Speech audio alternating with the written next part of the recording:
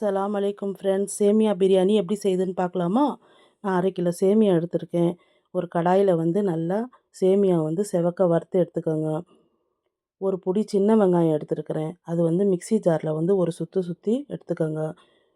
ஒரு 3 ஸ்பூன் எண்ணெய், 1 ஸ்பூன் நெய் ஊற்றி நல்லா காஞ்சதும் இந்த அரைச்சி வச்சிருந்த வெங்காயத்தை போட்டு நல்லா வதக்கிடுங்க.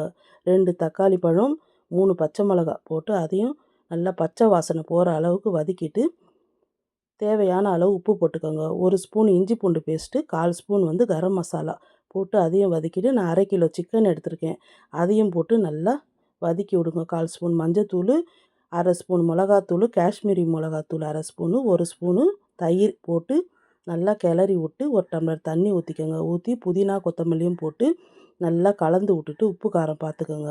நல்லா சிக்கன் வெந்ததும் இன்னும் 1 1/2 டம்ளர் தண்ணி ஊற்றி நல்லா கிளறி விட்டு நல்லா கொதித்து வந்தோன்னும் இந்த வறுத்து வச்சிருந்த சேமியாவும் அதில் போட்டு நல்லா கிளறி விடுங்க. நல்லா கொதிச்சோன்னா ஆஃப் பண்ணி விட்டுரு. அப்படியே தம்மில் விட்டுருங்க. தம்மில் விட்டு எடுத்து பார்த்தீங்கன்னா சூப்பரான அருமையான டேஸ்டியான சேமியா ரெடி.